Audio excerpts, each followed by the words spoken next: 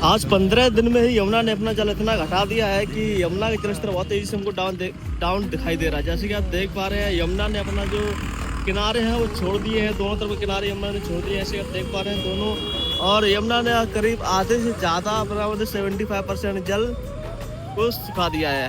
तो आप क्या कहना चाहते हैं कि आपने यमुना का पीक पॉइंट देखा था? तो मुझे कमेंट करके जरूर बताना।